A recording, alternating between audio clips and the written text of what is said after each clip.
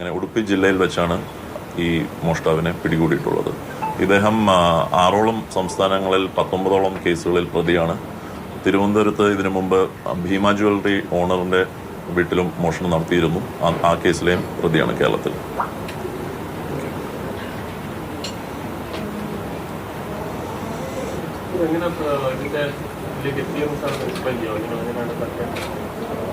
ഇതൊരു team വർക്കായിരുന്നു.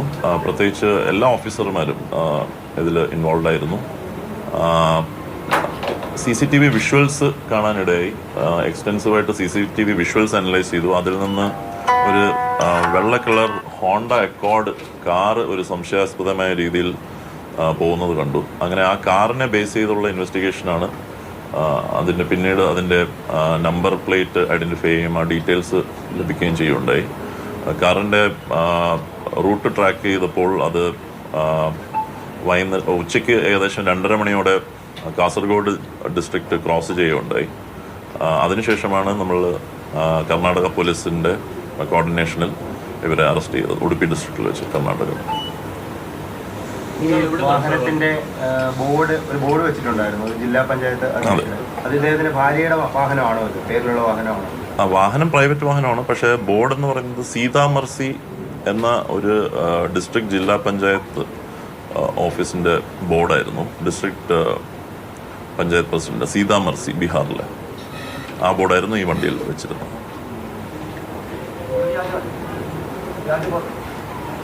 Board വ്യാജമെന്ന് പറയാൻ പറ്റില്ല, കാരണം ഇദ്ദേഹത്തിന്റെ ഭാര്യ അവിടുത്തെ ഡിസ്ട്രിക്ട് പഞ്ചായത്ത് പ്രസിഡന്റാണ്, സീതാമർസി ജില്ലയിലെ, ബീഹാർ.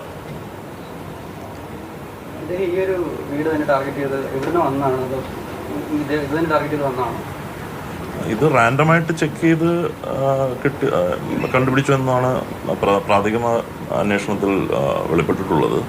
അതിനെക്കുറിച്ച് കുറച്ചുകൂടെ ഇൻഡെപ്തിൽ അന്വേഷണം നടത്തേണ്ടിയിരിക്കുന്നു. എന്നാണ് പ്രതി ഇവിടെ എത്തിയത്?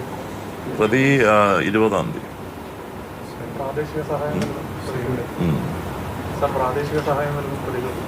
പ്രാദേശിക സഹായത്തിനെ കുറിച്ചും നമ്മൾ അത് കുറച്ച് ഡീറ്റെയിൽ ആയിട്ട് അന്വേഷിക്കേണ്ടിയിരിക്കുന്നു.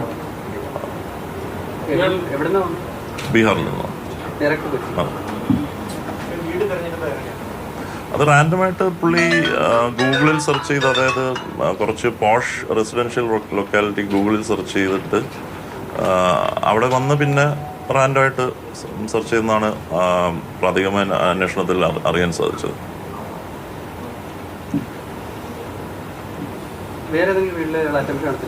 അറ്റംപ്റ്റ് നടത്തിയിരുന്നു, പക്ഷെ അവിടെ കയറാൻ പറ്റിയില്ല. അതെ, പന്നമ്പള്ളി 3 വീടോളം 3 വീടുകളിൽ കയറാം. അതെ അതെ അതെ, പനമ്പള്ളി നാട്ടിലുള്ളത് തന്നെയാണ്. അതെ, മോഷണ കേസ് തന്നെയാണ്. 19 കേസ്, 6 സംസ്ഥാനങ്ങളിലായി 19 മോഷണ കേസുകൾ ഓൾറെഡി നിലവിലുണ്ട് ഈ പ്രതിയുടെ പേരിൽ. തീർച്ചയായിട്ടും ഇതിനകത്ത് നേരത്തെ പിടിയിലായി ശിക്ഷ അനുഭവിച്ചിട്ടുണ്ടോ? ശിക്ഷ അനുഭവിച്ചിട്ടുണ്ട്. ഏറെക്കുറെ കാലം ജയിലിലായിരുന്നു. അതിനുശേഷം ഇപ്പോൾ 1 മാസം മുമ്പാണ് അത് റിലീസായത്, ജയിലിൽ നിന്ന് റിലീസായത്.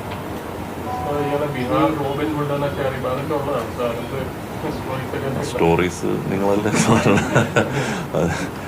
അതെ, പോലീസിനെ സംബന്ധിച്ചോളം അദ്ദേഹം ഒരു ക്രിമിനൽ തന്നെയാണ്.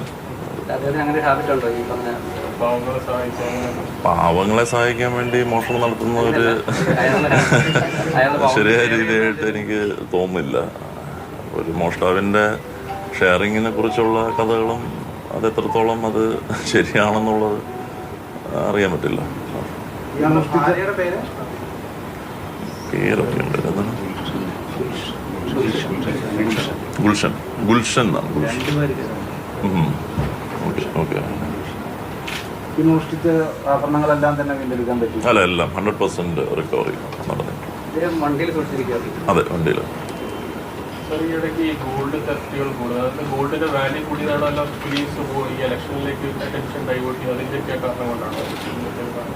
ഗോൾഡ് തെഫ്റ്റിന് ഒരു കാരണം ഗോൾഡിൻ്റെ വാല്യൂ കൂടുന്നത് തന്നെയാണ്. ഇപ്പം ഈ കഴിഞ്ഞ മാസത്തിൽ ഗോൾഡിൻ്റെ പ്രൈസ് വളരെ ഇൻക്രീസ് ചെയ്തിട്ടുണ്ട്. അത് ഒരു റീസൺ തന്നെയാണ്. പക്ഷെ പോലീസ് അതിനോടൊപ്പം തന്നെ പെട്രോളിങ്ങും ശക്തമാക്കിയിട്ടുണ്ട്. കൊച്ചി തിരഞ്ഞെടുക്കാൻ പ്രത്യേകം കാരണമുണ്ട്. കൊച്ചി ഫിനാൻഷ്യലി വെൽ ഓഫ് ആൾക്കാരുടെ ഒരു കേന്ദ്രമായതുകൊണ്ടായിരിക്കണം. ഇല്ല, ഡയറക്റ്റ് കൊച്ചിയിൽ. മുംബൈ കണക്ഷൻ എന്തായാലും തിരിച്ച് മുംബൈക്ക് മുംബൈ പോകുന്ന റൂട്ടായിരുന്നു എടുത്തിരുന്നത്. ഒരു പക്ഷേ മുംബൈയിൽ ഇത് ചിലപ്പോൾ വിൽക്കാൻ എളുപ്പത്തിനായിരിക്കണം മുംബൈയിലേക്ക് പോയത്. ഈ കഴിഞ്ഞ ഡിസംബറിലാണ് പുള്ളി ഹൈദരാബാദിലെ ഒരു MLA MD കോളനിയിൽ മോഷണം നടത്തിയിട്ട് അറസ്റ്റിലായത്. അപ്പോൾ അതിൽ ജാമ്യത്തിൽ ഇറങ്ങിയിട്ടാണോ ഈ ഒരു? അതെ, കാരണം 4 മാസമല്ലേ അതെ. ആവുന്നത്.